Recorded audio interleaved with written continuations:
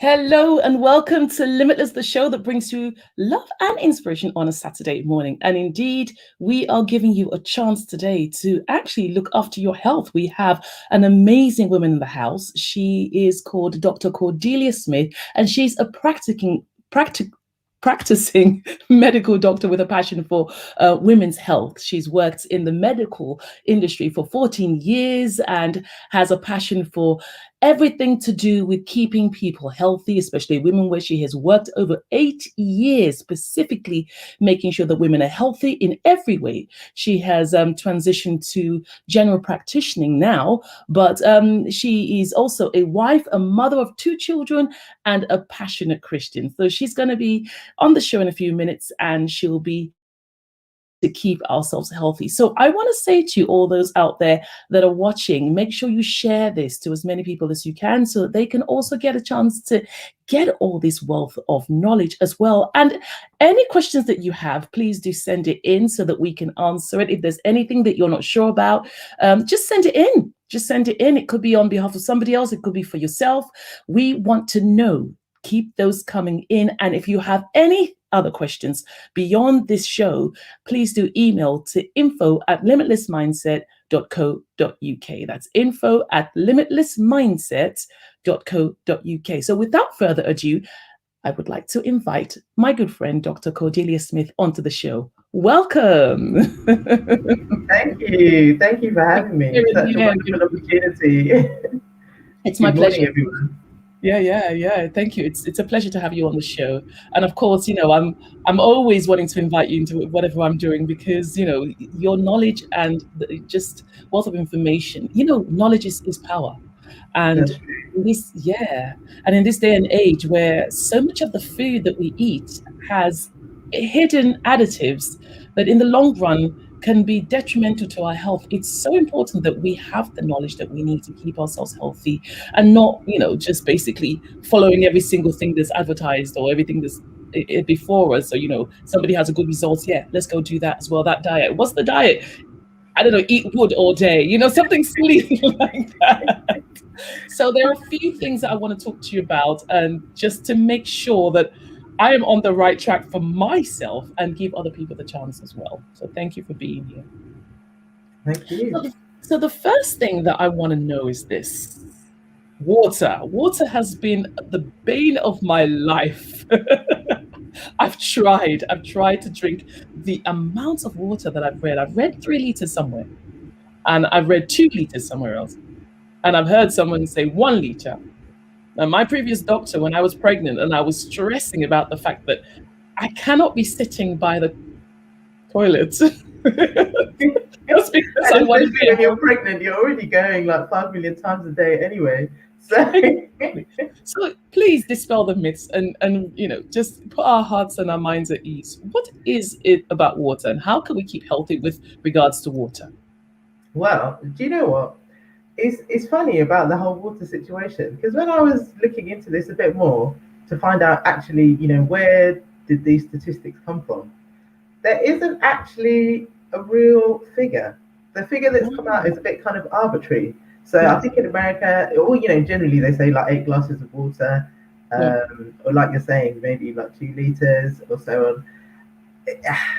There wasn't ever really any evidence to say that, okay, you should drink X amount of water. And I think it is very personal. And obviously, like a 6-foot man is going to be probably drinking a lot more than, a 4-foot woman. So it's going to be very different. You can't expect them to be drinking exactly the same amount of water. Just look at the amount of things that they're going to be doing with their body. I think partly that figure may have come from when you're looking at the body, we get what's called insensible losses. So obviously, when you breathe in and out, to keep your airways moist, there's got to be a bit of moisture there. So when you're breathing out, you're losing some water. Obviously, when you go to the toilet and pass urine, you're losing water. So it's about kind of keeping that regulated within the body. And on average, that is going to be about 2 to 3 liters of those kind of losses. So in terms of replenishing that, then obviously you need to take in that much again to make sure that you're in the top condition. So specific to each person, it's going to be different. And then what I didn't realize as well is obviously, we all know that our bodies are like 70% water. 70, 75% water or thereabouts. Yeah.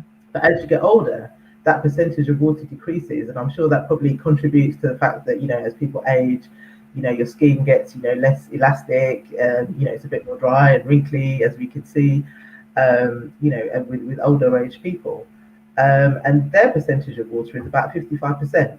So Yeah. if you're thinking that overall total body water is going to be 55%, then perhaps maybe they need a bit less water. Right. And as you age as well, your processes are maybe not as sharp as they were when they were younger. Things might take a little bit more time, even though obviously they're still working and they're perfectly good. But you know, you're probably going to need a bit less water. And as you get older, you're probably going to be doing a bit less as well anyway. So I think it's kind of relative, and people maybe shouldn't concentrate too much.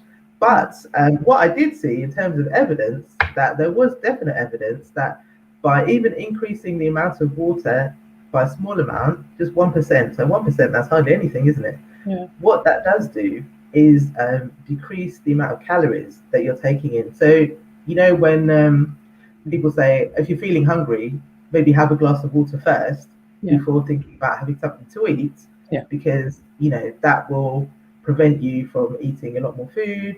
And you might have been thirsty anyway, and you didn't actually realize it, because sometimes you can't always tell. So that is definite evidence that is out there, that yes, just by increasing the amount of water, just by a small amount, 1% is hardly anything, isn't it?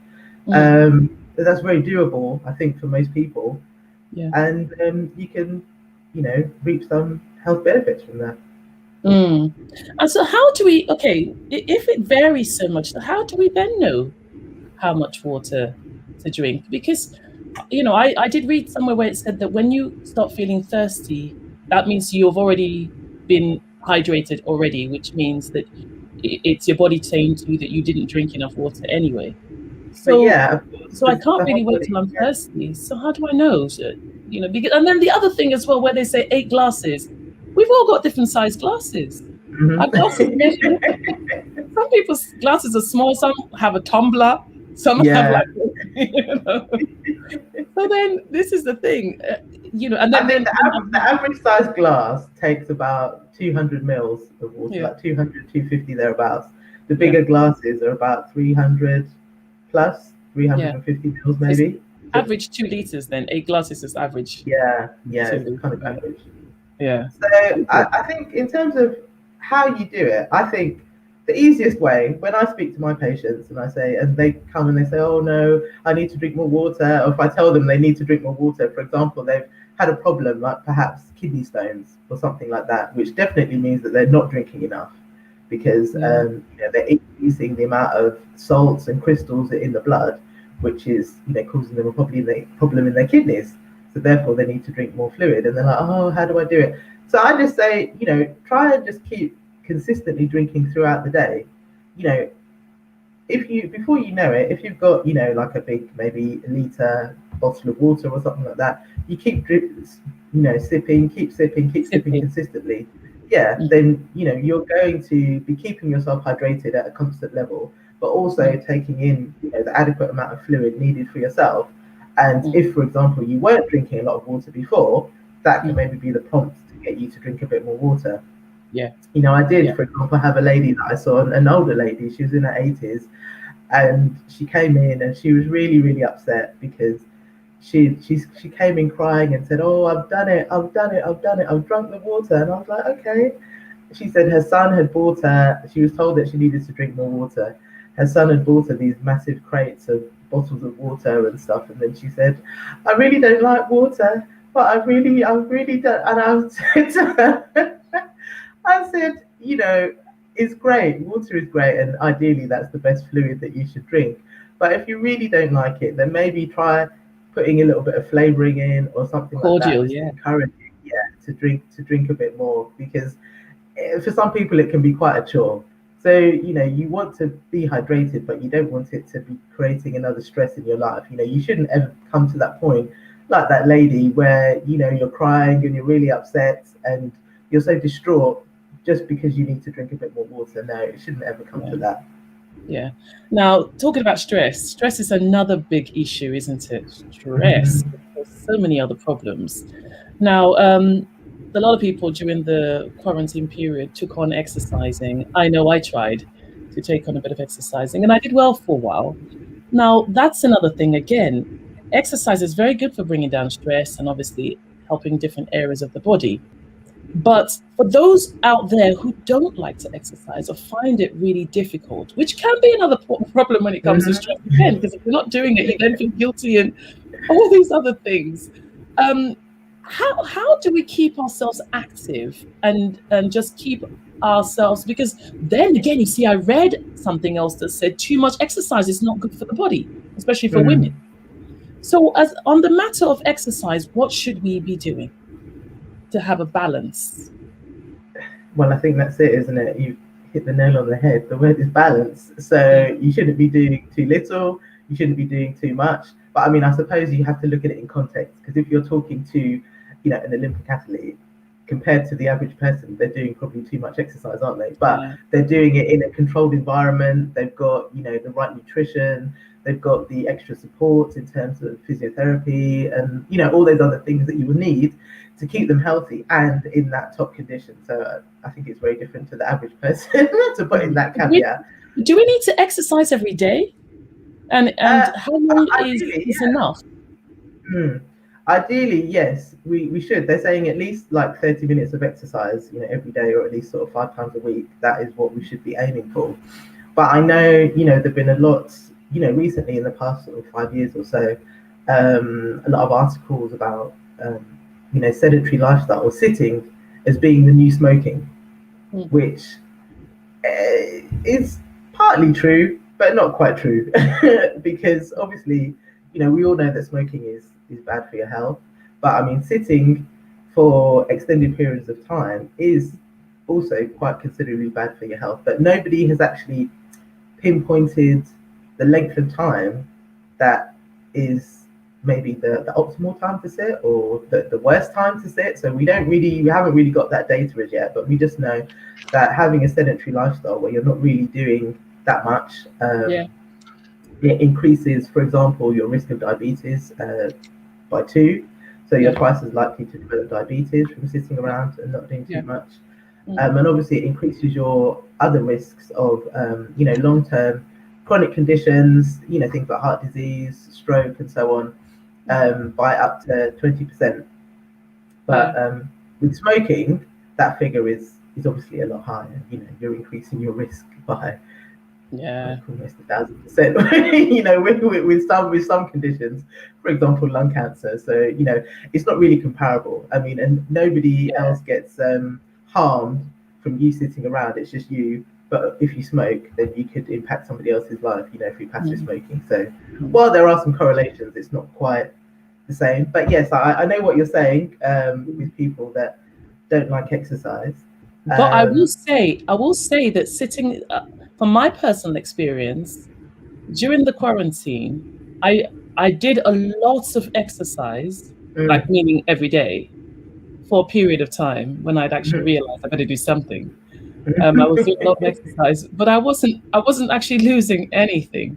I wasn't losing anything, but I was exercising every day and sometimes 30 Mm. minutes. I wasn't losing a Well, single thing at all. But it's what happened was when we were back at work and I was active again, meaning in mm, between the exercise, I wasn't just sitting in one place. yeah, yeah, I was able to regulate my weight again and actually get back to what I was. So it's yeah. almost like the active life was much more beneficial for me than like 15 minutes or 30 minutes of exercise every day. Yes, because basically, what could be happening? Maybe you're sitting down for the rest of the hours of the day. Okay, maybe you sleep 6, 7, 8 hours. Then, okay, you're on the computer perhaps, because a lot of people Yeah, have been working from home. You're on the computer for how many hours is that? 8, 10, 12 hours. yeah, You have some food at some point, and then for just half an hour, you're doing a bit of exercise. If you yeah. look at that in the context of a whole 24-hour period, it's not really that much It's not time much. doing activity, is it? So Yeah, it is kind of looking at how to break up your day, make sure that you are a bit more active. Because I mean, for me personally, I've noticed that as well. And transitioning into GP, where I've been in the hospital for such a long time, You Yeah. don't actually realize how active you are in the hospital. You know, you're walking up and down, going to different wards, going to discuss with, you know, other colleagues, finding the patients. It's a lot, but a GP surgery is obviously the size is a lot smaller than a hospital. Yeah. So just that alone means that you're doing less steps. You know, in the hospital, you're running up and down the stairs and, you know, going from one area to the other area. And most hospitals in London are quite big, aren't they? You know, Yeah. they've got quite a lot of ground to cover. But a GP surgery is relatively quite small. Yeah. And then, so what I'm doing personally is, because when I noticed this, I was like, oh gosh, I'm sitting down a lot, and this is very Mm. different to how I've been used to working. So, for example, I try to get up and down in between patients, make sure that I go up the stairs, even if I haven't got anything to do. Maybe because there's a toilet upstairs and there's a toilet downstairs, I always go to the one upstairs to make sure that I'm actually going up the stairs. You know, Mm. I park my car quite far away from the surgery, which means I have to walk there and walk back. So, you know, small things like that can just help to break up your day and, you know, get you moving. Because, like you're saying, it's that moving during the day rather than having extended periods sitting down that's going to help. And, you know, for those that don't like the gym, I personally am not a major fan of the gym. I will go there, but I prefer, for example, like classes or things like that, or maybe going swimming, something like that. But, you know, some people have got it in their head, the idea that exercise, that just means the gym. But no, that's not true. So there's a unit, there's a measure. Yeah. It's called the metabolic equivalent. So what that is, that measures the amount of energy. So one is called MET, a MET. So one MET is equivalent to the amount of energy that you use just sitting down doing nothing. So, you know, we've been sitting down here for some time. So the amount of energy that the average size person would use in about half an hour just sitting. And that equates to about 30 to 40 calories. Yeah. So they kind of base looking at how much energy you expend, looking at those calories, comparing, you know, different types of activity. So, for example, just hoovering a whole house would be equivalent to 3.3 METs. Mm-hmm. Or maybe going for a brisk walk, or, you know, playing with the dog or playing with the children vigorously out in the garden or something like that would be equal to maybe like 5 METs. Yeah. Just actually doing the gardening would be equal to like 4 METs maybe. You know, playing a round of golf would also be equal to 4 METs, or just playing like a very light game of volleyball would be maybe 4 METs as well. Yeah. Something like swimming for half an hour, 45 minutes could be up to 8 minutes. Or, you know, a game of football, like a, you know, a full 90-minute game could be between like 8 to 10 minutes. So you can see from that just doing your normal daily activities, even like washing the car, that could be equal to about 4 minutes. Maybe, you know, when you're moving house, you're lifting heavy furniture, that can be up to 6 minutes. So the kind of range that people should be looking for is to do activity that's within the 3 to 6 MET range, because that's a moderate type of activity. That's good. So you can see, exactly. So you can see from that, there's lots of things that you do generally throughout your day, you know, that are using energy, and maybe some other activities that you could consider doing, which are going to help you just to keep active generally throughout the day, and in what you do. That's good. At least I don't have to keep going outside and using the skipping rope and all of that sort of thing. I tell you what. I mean, that's good as well. You know, don't discount that, but I know what you mean. Hard work. You're not keen on that. It's hard work. And, you know, and it all makes sense really what you're saying, because, you know, walking around the house is never really going to be enough, you know, but when I'm at work, the amount of walking and even sometimes talking and the social activity, laughing and conversation and, you know, all of that is something, I'm sure, as well, you know. No, it is. And, you know, there's actually the study of laughter and how it impacts the human body. It's called gelotology. And it is shown that, you know, laughter impacts in a positive way, you know, your actual physiology, your heart rate, your blood pressure, you know, and obviously, you know, you've got that social interaction, your mental health and well-being. So there are some effects of laughter. So even if you're doing fake laughing, you know, maybe it's not a genuine laugh, but Yeah. even that can have a positive impact. But obviously, genuine, full laughter is Yeah. best, Yeah. because it's more authentic and you're going to get more health benefits from it. Yeah. So you can't discount these things. And mental health is a big issue, and it's become definitely a lot bigger since the pandemic and the lockdowns that we've had. I mean, I was just looking at the statistics on the Office of National Statistics in the UK, and they said before the pandemic, approximately like 10% of the UK adult population said that they had a depression of some sort. So, it's kind of categorized into mild, moderate, and severe depression. But now, since the pandemic, that total has doubled, Yeah. and it's about 21%. And even, one of the like GP partners that I work with, she said that she's prescribed more antidepressants in the past Mm. year than she has done in Yeah. the past like 5 or 10 years.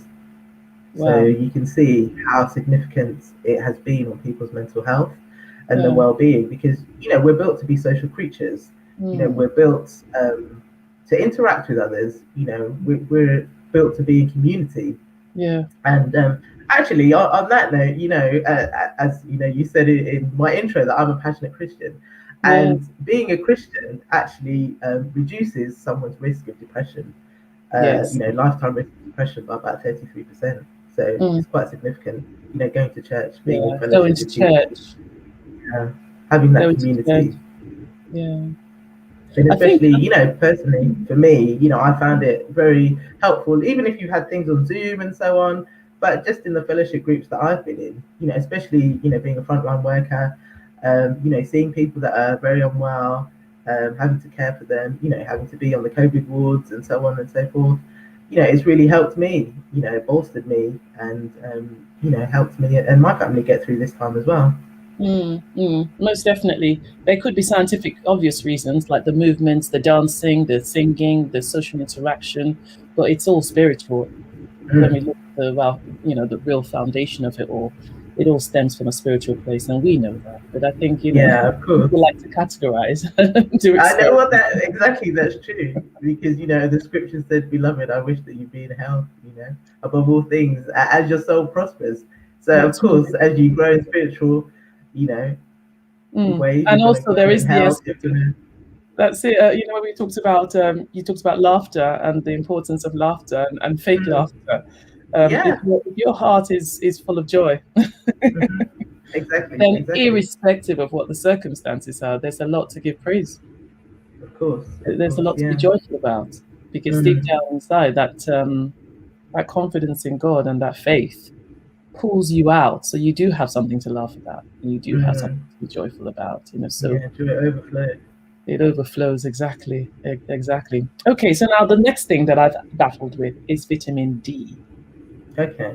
Vitamin D. Now, where a lot of people don't realize that how important it is, especially, I would like to say, especially for Black people, but I am coming across some, Caucasian sisters as well who are saying to me, brothers and sisters, I'm sure, but obviously from my sphere of contacts, who are saying to me that they've had to top up on their vitamin D, especially during the winter months where there's not been much Mm, sunlight. How much of sunlight matters when we're talking about vitamin D? Or is it really just the greens that we done? How does a lack of vitamin D affect us? yeah, vitamin D is important, as are all the vitamins. Mm. But especially because we can't intrinsically make the vitamin D in our bodies without getting sunlight or without, for example, taking supplements. So that's why we need to be out there in the sun. Obviously, safely. Not getting too exposed, but particularly for people of color. So if you're black or if you're brown, then especially in the UK where we're not really getting that much sun, and particularly because we've been locked in our houses, then we're not really getting much sunlight at all. So you know at this point of time, when it's the sort of winter months and spring, the amount of sort of UV rays are not high, and the wavelength is not strong enough to Yeah. penetrate, darker skin. So it's only Yeah. when you get into the more summer months that you're going to be getting the high, intensity of light, that's going to be able to help you to produce your vitamin D, which is why we are advised to take supplemental vitamin D over particularly the winter months. But perhaps maybe in people of color, we should be taking it all year round, Yeah. because we don't always maybe get enough sun for our skin tone Yeah. in this country. Obviously, if you're living in hotter climes, then you're not really going to need to, because you're going to get the sun that is strong enough to be able to produce your vitamin D. But a lack of vitamin D can cause a range of things. Obviously, it helps with your calcium, the regulation in the body, and so it affects your bone health. Lack of vitamin D in like young children can cause things like rickets. In adult population can cause what we call osteopenia, osteomalacia, so thinning of the bones basically. Mm. So that's mainly what it can cause. But the symptoms that you might initially get before it gets to that kind of stage is just basically feeling tired, Yeah. maybe generally feeling run down, aches in the bones. That's a general feeling of just feeling a bit off. You don't Yeah. feel quite right. So you get lots of people. I mean, I know I personally, there was one time when I was basically doing a lot of on calls, a lot of late shifts, a lot of nights, and I didn't really see any any daylight at all, basically for a period of time, and I found myself falling asleep in very odd places, like almost when you're in the bath or something like that, which is obviously quite dangerous. And I Yeah. thought, oh, that's not quite right. What's going on here? So obviously I went to see my own GP and got some blood tests, and I was quite deficient in vitamin D. So, obviously I had to get topped up. But Mm. yeah, you don't realise it's. What about food? Because one thing I don't like is taking too many tablets. So, what Mm, could we do in which kind of foods could we be eating that would just get that energy up and just sustain that, sustain that level where we're constantly feeling quite well in ourselves and not so tired. do you know?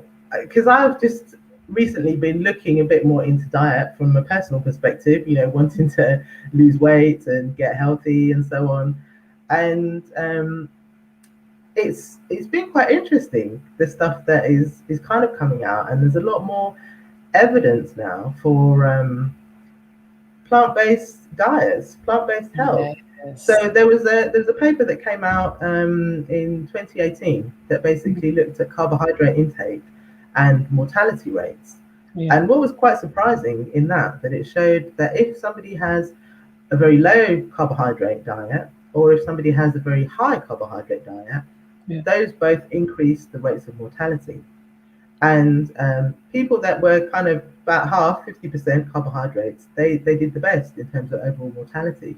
Hmm. But even in those ones that had like very high or very low, carbohydrate intake, there was another impact on the mortality, because it depended on where they got their protein source. If most of their protein source was from a plant-based source, Hmm. then that was a little bit better. But if most of the people that had the highest rates of mortality had protein sources from animals, so that really impacted their longevity in life. So I Yeah. found that was quite surprising, and that there's a lot of information coming out, especially in this time, with COVID. People want to be healthy, they want to have good immune systems. So Yeah. now it's known that the immune system, so in your guts, you've all heard about, the bacteria that's in your guts, and you have Yeah. like probiotics and all that kind of stuff to try and keep your guts healthy. But it's now known that the bacteria that are within the gut actually play a significant role in your immune system.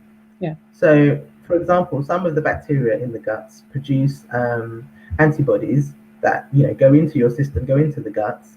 Obviously, some are going to be good, some are going to be not so good, and some are going to be probably quite bad.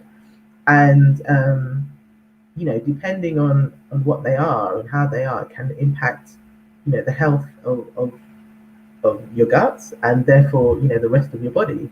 So particularly looking at maybe the Western diet that's quite high in fat, maybe high in animal-based products. Mm. It's known now that people that have had plant-based diets have reduced their cardiovascular risk, so they've reduced their rates of death from heart attacks, strokes, high cholesterol, that type of thing, and generally are going to be healthier.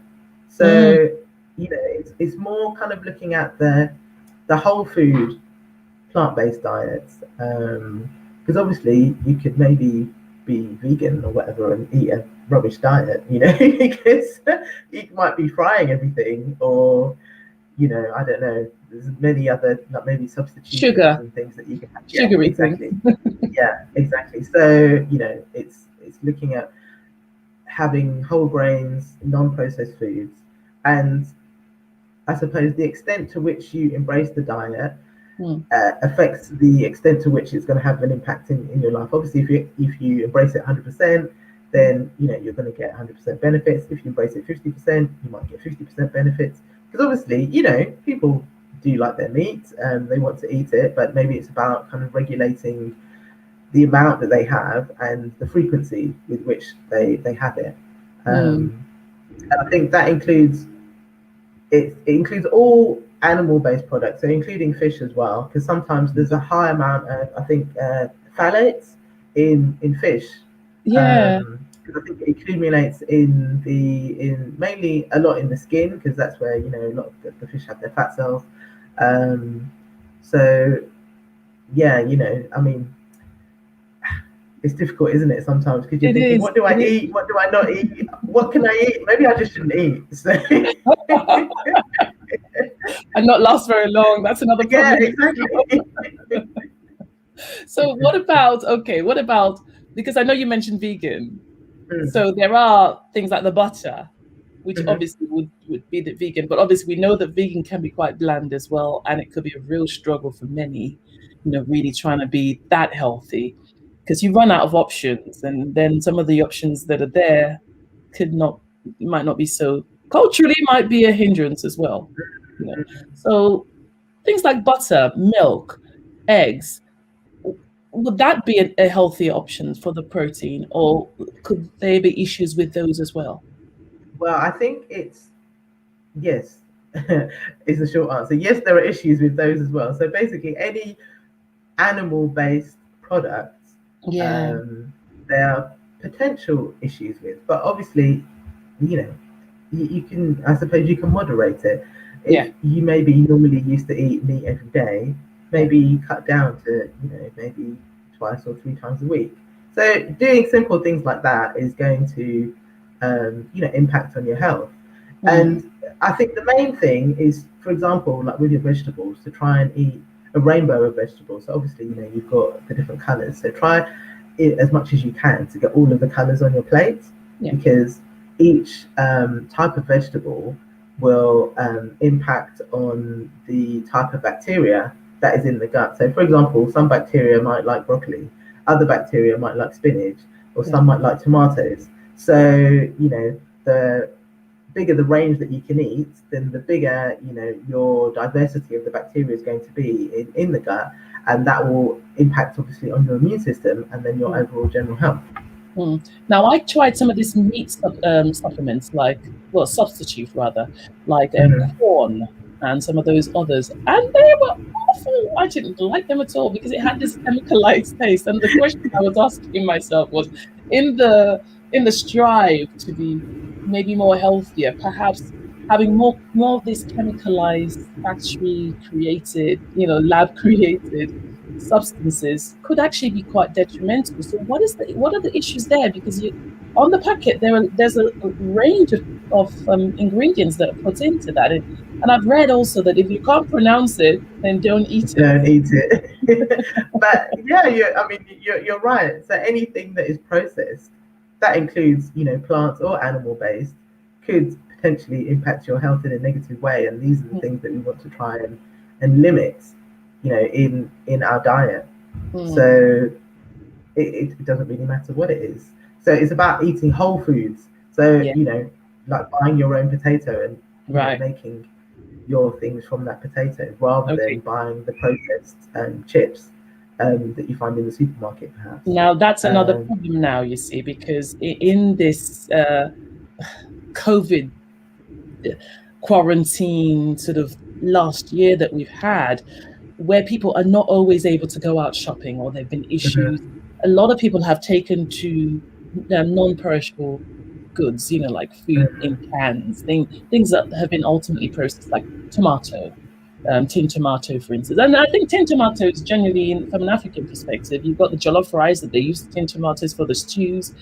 What should we be moving more towards? Maybe trying to get an allotment or a garden so we can grow our own tomatoes? Is that the better way to be doing things than to be relying on these processed, canned, and packed vegetables then, or food generally? you know, you have to be realistic, don't you? Come on, who is really going to always have time? I know I personally don't have time to be growing stuff in my garden. I would love it, but I'm not a big gardening person. But it would be great if I could go into my own garden and pick my own vegetables that I'm going to cook for my dinner that evening. But that's not always going to be the case. Mm, So they're good and bad about everything. Okay, in the ideal world, we should all be maybe going to the garden or the orchard or wherever it is to get our food and cooking it fresh there and then, getting its, optimal vitamin content, mineral content, and everything like that on your plate. But let's be real, that's not really going to happen. it's So I not. think What do we do? sometimes, for example, like frozen foods, they're generally Frozen. quite good in terms of their vitamin content, and they're kind of minimally processed, aren't they? Mostly Yeah, they've just been picked, maybe washed, and then quickly frozen. frozen. Yeah, So you're going to retain quite a lot of the nutrients in your food that way.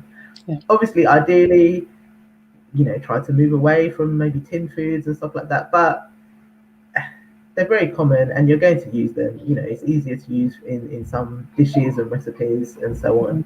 mm, mm, And sometimes that's what you have to do. And as well, I think the problem is, it's not maybe for lack of wanting to change, but you have to look at the economic impact as well. And obviously, a lot mm, of times it's a lot more expensive to buy maybe fresh organic produce than it is to buy a tin of tomatoes. So there are many factors in play, and it's not.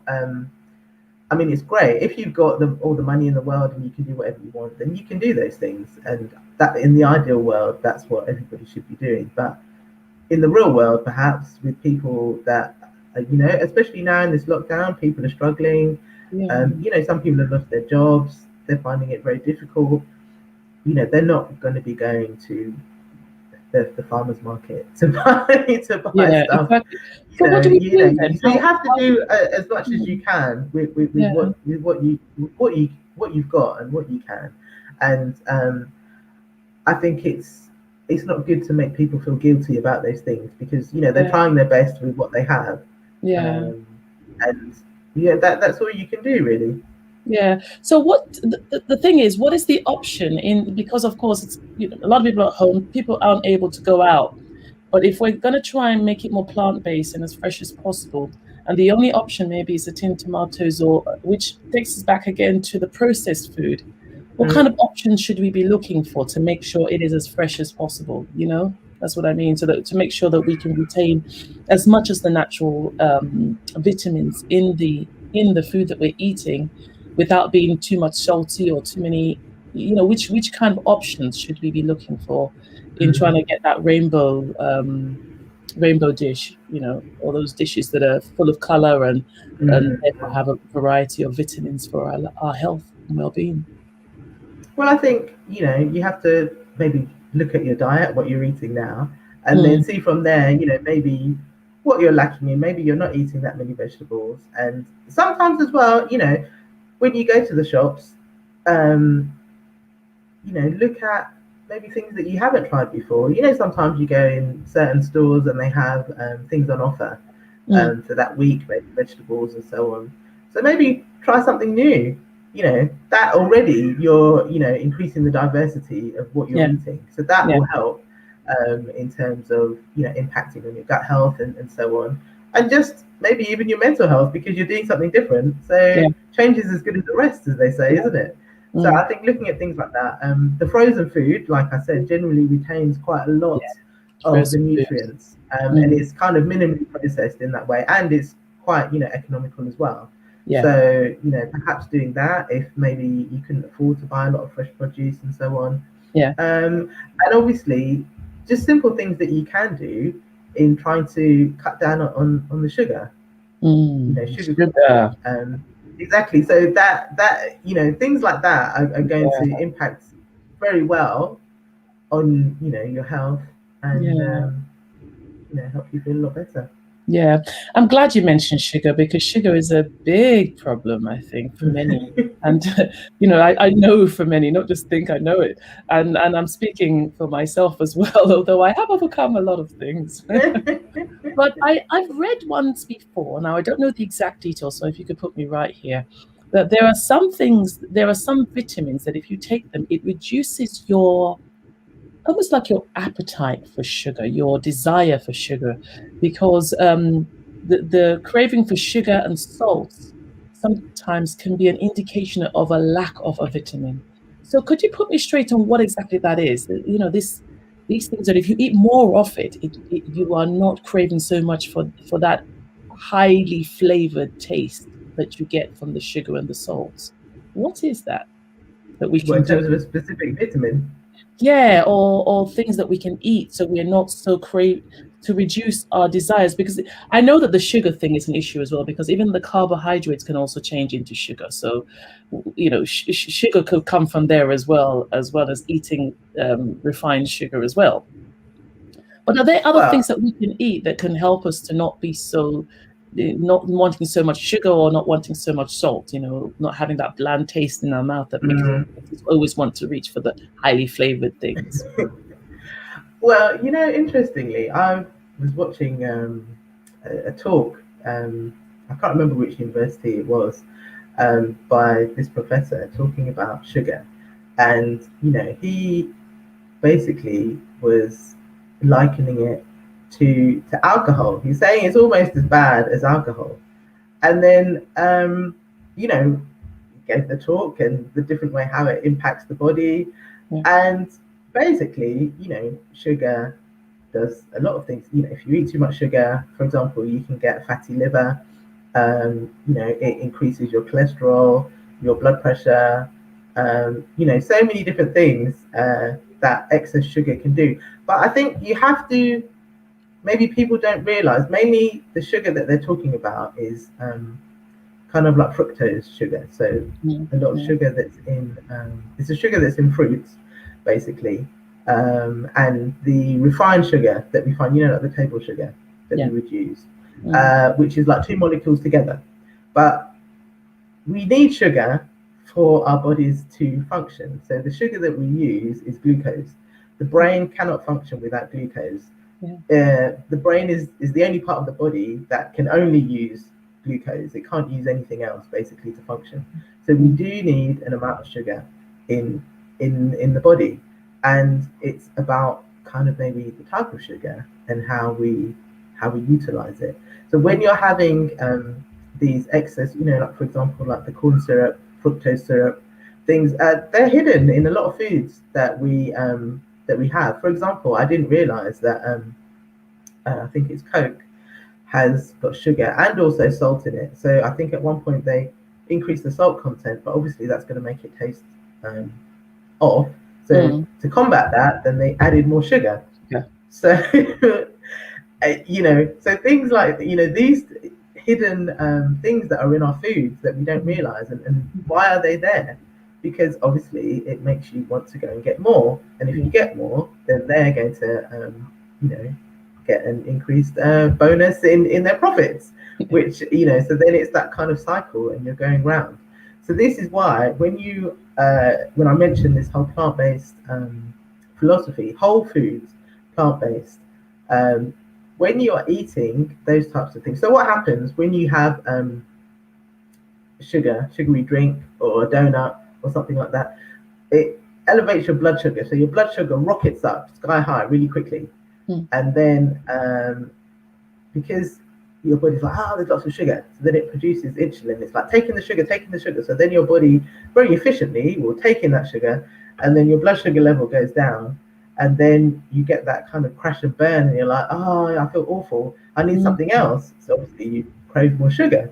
Yeah. But when you're having something, like a whole grain or a whole food, your body takes a bit of time to break it down, number one.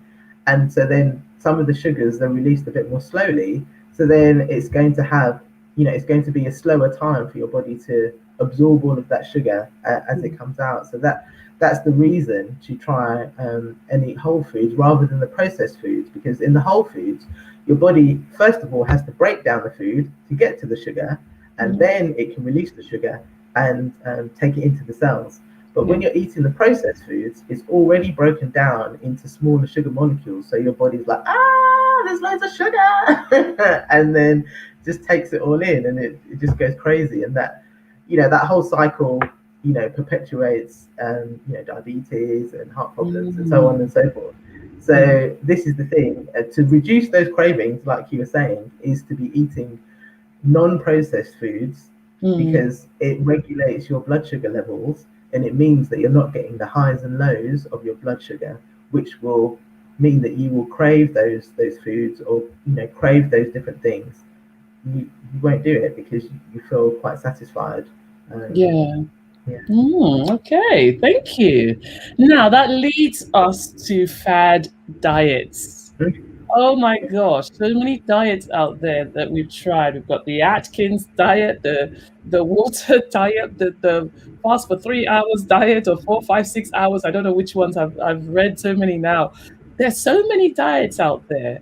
Now, many have tried them, and the calorie counting diet has been the worst one for me, because the more I thought about counting calories, the more I thought about food, the more I had to eat it, the more I ate it, the more I got fat, and it was a useless Oh situation. If I god. show you some pictures of after I'd done the cut, you wouldn't even recognize me. It was that big. Oh god. You'd be like, which one are you? Yeah. So tell me, how do we know, how do we regulate our weight or our bodies to be the right size for ourselves? Because at the moment there's so many diets, and there have been in the past, and it leaves people confused. There's so many books written about diets out there that, honestly, if you put diet on the Amazon book list, you'll be sport for choice. So how Yeah. do we know which one's a fad, a fake diet, and which one's a genuine diet, and which one's good for us, for that Mhm. individual person? How do we know? Well, how do we know? I think the issue is maybe that it's called a diet for a start.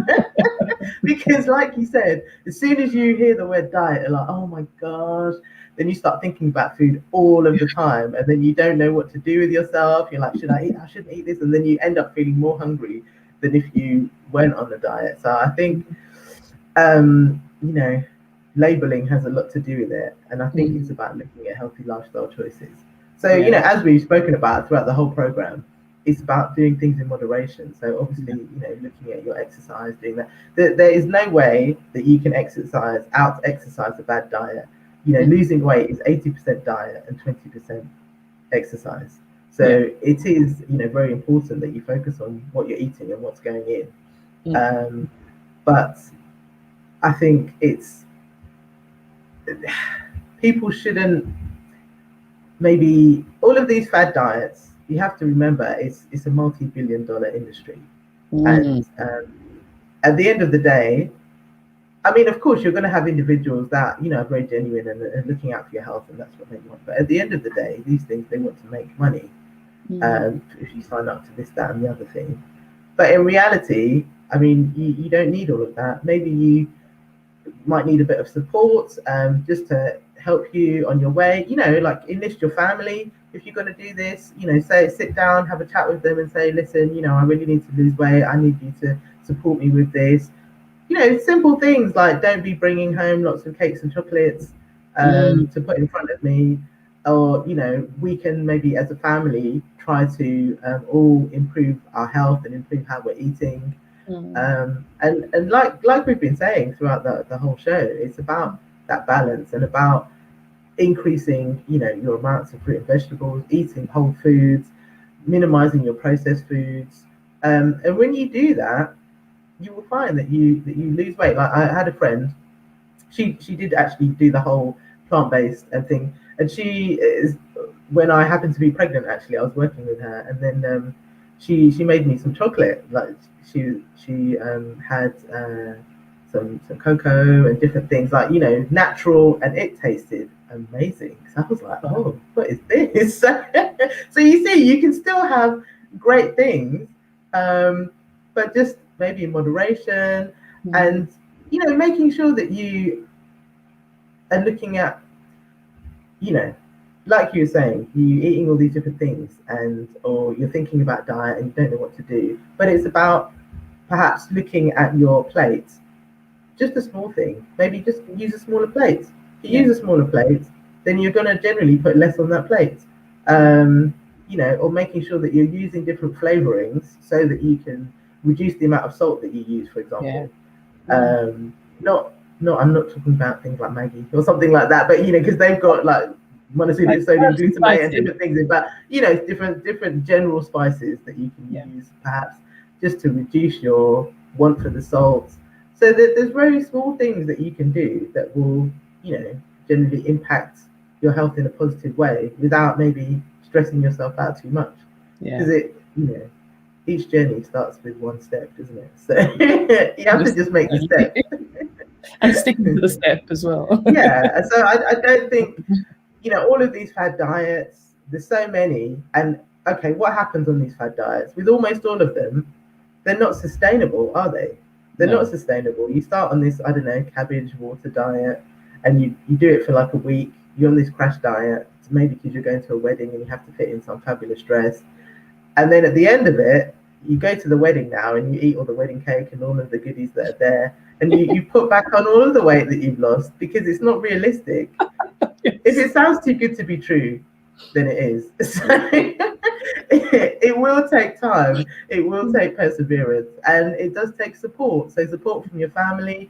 Obviously, go and see, if you're thinking about doing a diet, particularly if you've got any other health conditions, go and see your own healthcare professional about it, because they will be able to put you in touch with perhaps local services, sign you up to the gym, and different things like that, and just to keep an eye on your health and advise you different things that you can do. Brilliant. Thank you so very, very much. We've talked about quite a few things. And like I've said to everybody out there, if you want more information, you can go to info@limitlessmindset.co.uk, send an email, and I will make sure that Dr. Cordelia gets all your messages. Now, how can people contact you directly? And I know you've got a movement coming on as well. You're going to be doing some kind of workshop as well on health. So if you can tell us about that and how people can stay connected, send you messages, find out more about your the things that you're going to be doing in the future, please. Wow, I've just opened now, haven't I, Maria? My Instagram @Cordelia for Health. So you can contact me there. Give me some time. I will be uploading some more content on there because I'm relatively new to Instagram, but I'm sure it's going to be a great journey. And you see, she's put me on the spot, but I am planning to, because I've got an interest in women's health. So I would like to put out, I think it's probably going to be a course, or it's going to be, like a short thing on more to do with pregnancy, but I'm thinking about where I'm going to go with it. There's lots of scope, but about the things that you wish that you were told when having a baby. There are lots of things, and I think a lot of women have sometimes a negative pregnancy and birth experience, because their expectations are maybe not realistic about what can and can't happen, what maybe should and shouldn't happen, and just a bit more information about that, and what women should really be expecting, what they can look at, and things like that, really. I think for me, the thing that I've always been on my mind as far as wanting to find out a bit more about would be fibroids. How to avoid that. A lot of, I know a few people who've had it, and the question is, why does one person suffer with that and another person doesn't? It's to do with what they've eaten. And I don't know if it's something that it has been people know much about now, or is it something that's still being looked into? Or I think it's still, there's not any sort of hard and fast in terms yeah, of fibroids.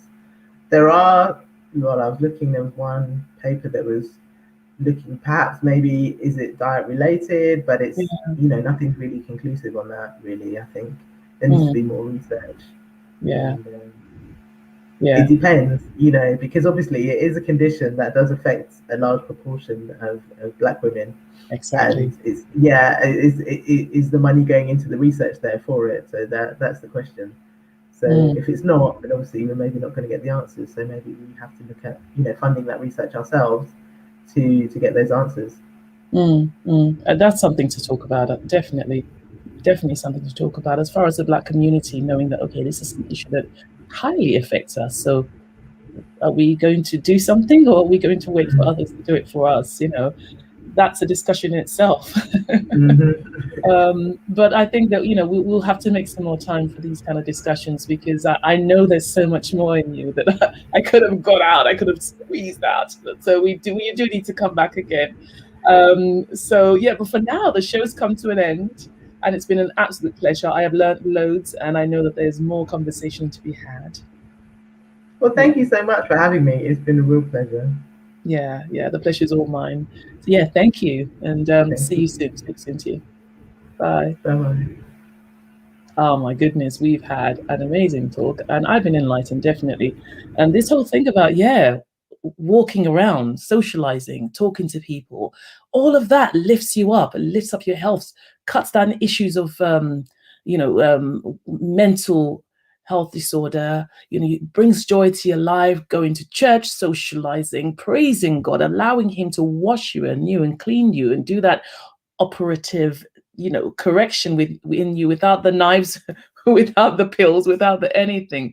At the end of the day, she said, as a Christian, that is the best way to keep yourself healthy. And studies have found this, that have been done by non-Christians as well, that people who go to church, who are Christians, are more healthier. you know so because the only other way is, get yourself a mansion so you can walk around your house a little bit more.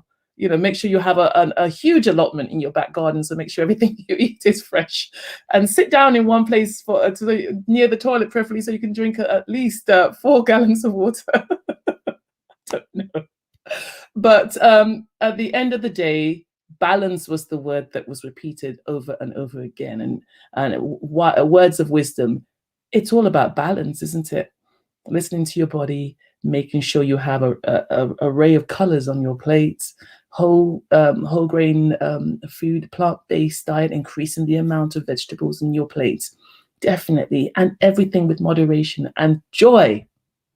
As it says in the Bible, joy unspeakable is the key. So we have learned a lot. Like I said, if you have more questions, Cordelia, you can always send her a Instagram message at Cordelia for Health. Join her group, follow her on Instagram, and watch out for all the things that she's posting. And of course, you can send information to me as well at info@limitlessmindset.co.uk. So that's it for me today. And I look forward to seeing you again next week for some more Limitless. Now, before you go, make sure that in 30 minutes you join me for Limitless Extra on LCBN TV. And there are numerous ways that you can get LCBN TV. You can go straight to the proper channel, which is found on Freeview channel 271. You can also go to the app and be able to watch Limitless Extra there as well. You can also find us on Roku TV, Amazon Fire TV, numerous other platforms. So make sure you come off the social media and find us on the actual channel, where we'll be talking about the top 10 contemporary gospel tracks for the month from Step Forward. So make sure that you join us. And until then, and next week, goodbye and God bless.